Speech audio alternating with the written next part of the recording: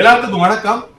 So சில்வர்ல invest பண்ணலாமா? Silver உண்மையாலுமே ஒரு இன்வெஸ்ட்மெண்ட் அப்படின்னு சொன்னா இல்ல. ஆக்சுவலா சில்வர் அப்படிங்கிறது ஒரு இண்டஸ்ட்ரியல் ப்ராடக்ட். அதை ஞாபகம் வச்சுது. ஏன்னா 60% ஆஃப் சில்வருடைய டிமாண்ட் இண்டஸ்ட்ரீஸ் மூலியமா தான் கிடைக்குது.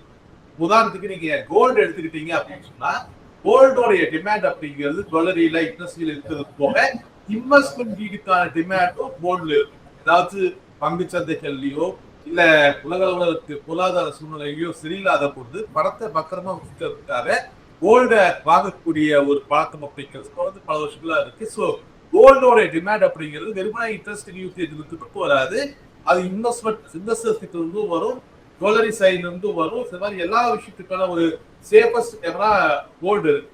அப்ப இந்த கோல்டு கூட சில்வரை கம்பைன் பண்ணி சில்வருமே ஒரு இன்வெஸ்ட்மெண்ட் ப்ராடக்டா நம்மளால பார்க்க முடியுமா அப்படின்னு சொன்னா சமீப காலங்கள்ல இண்டஸ்ட்ரியல் யூசேஜ்ல சில்வருடைய தேவை மிக அதிக இருந்திருக்கு. அதாவது இப்போ இந்த இவி வந்ததுக்கு அப்புறம் இப்ப சோலார் சில்வர் அருமையான ஒரு கண்டக்டர் இருக்கு. அப்போ சோலார் வந்ததுக்கு அப்புறம் இந்த சில்வருடைய தேவை மிக அதிகமா இருந்ததுனால சில்வருடைய ரேலி நம்ம பார்க்கணும். இன்னைக்கு சில்வர் அப்படிங்கிறது ஸ்டாக் மாதிரி அதிக வாழ்க்கையெல்லாம் மேலேயே கீழே போயிட்டு இருக்கக்கூடியதா இருக்கு. சரி, அப்போ இந்த சில்வர்ல இன்வெஸ்ட் பண்ணலாமா?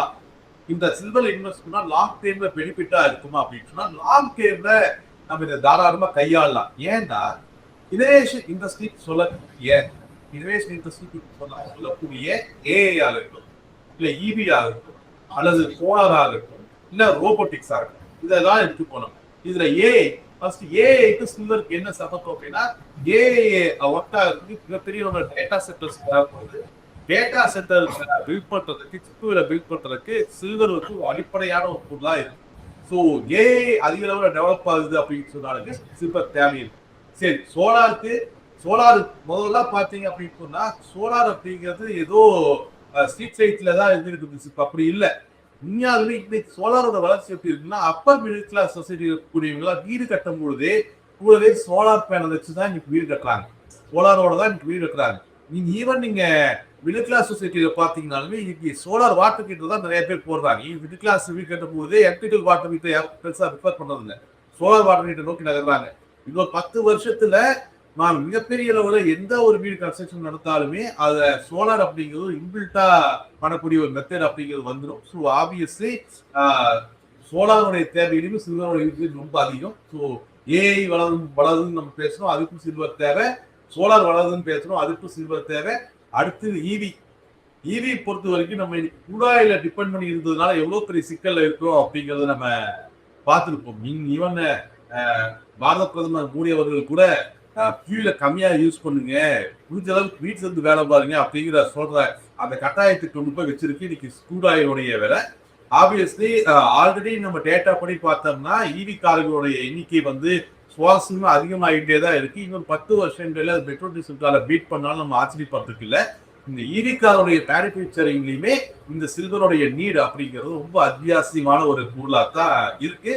ஸோ இது எல்லாமே பார்த்தீங்கன்னா அடுத்த ஜென்ரேஷன் இனோவேஷன் இண்டஸ்ட்ரீஸ் எல்லாம் இது எல்லாத்தையுமே சில்வருடைய நீர் தொடர்ந்து இருந்துக்கிறதுனால சில்வர் அப்படிங்கிறது ஒரு லாங் டேர்ம் இன்வெஸ்ட்மெண்ட் தான் காரணமா நம்ம கன்சிடர் பண்ணலாம். அதெல்லாம் எந்த ஒரு குழப்பமும் கிடையாது. ஆனா ஷார்ட் டைம்ல ரொம்ப வாழ்க்கையில கோல்டு மாதிரி ஒரு ஸ்டெடியான மூவ்மெண்ட் கூடுதா அப்படின்னு சொன்னா அப்படி இல்லை. ஷார்ட் டைம்ல திடீர்னு ஒரு 5% ஏறுறது, அப்புறம் அடுத்த நாளே 10% கீழே இருக்கிறது, அவர் மறுபடியும் 20% ஏறுறது ஹைலி வாலட்டைல். அப்போ ஷார்ட் டைம் இன்வெஸ்ட்மெண்ட்டுக்கோ அல்ல ட்ரேடிங் மெட்டீரியலாவோ நம்ம சில்வரை பயன்படுத்துறது அப்படிங்கிறது அந்த அளவுக்கு ஏற்புடையதா இல்லை.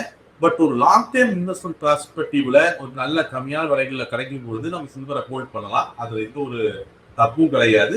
பட் ரேங்கிங் படி நம்ம போட்டோம் அப்படின்னு சொன்னோம்னா இன்வெஸ்ட்மெண்ட் பர்பஸ்ல இண்டஸ்ட்ரியல் பர்பஸ் கிடையாது, இன்வெஸ்ட்மெண்ட் ஆங்கிள் கோல்டுக்கு அடுத்தடுப்புல தான் நம்ம சில்வர் வைக்க முடியும். கோல்ட சில்வர் ஓவர்டேக் பண்ணிருச்சு, கோல்டு காட்டன் சில்வர் மிகப்பெரிய ஒரு ரிட்டர்ன்ஸை கொடுத்துரும் அப்படி லாங் டைம் பெர்ஸ்பெக்டிவ். ஒரு ஷார்ட் டைம்ல சில்வரோட வாழ்க்கையினால கோல்டை விட அதிகமான ரிட்டர்ன்ஸ் நேரத்துல கிடைக்கலாம். அப்போ ஒரு லாங் டைம் பெர்ஸ்பெக்டிவ்ல நீங்க கோல்டு அல்லது சில்வர் அகாமடேட் பண்றது அப்படிங்கிறது எந்த ஒரு குழப்பமும் கிடையாது.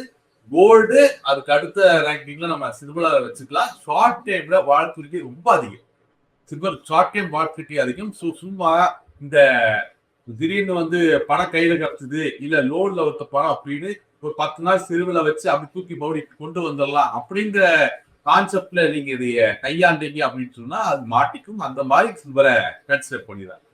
மேலும் ஈடி தமிழ் சேனல்ல வரப்போகும் பிசினஸ் மற்றும் அது ரிலேட்டடான வீடியோவை பார்க்க உடனே கீழே இருக்க சப்ஸ்கிரைப் பட்டனை கிளிக் பண்ணுங்க.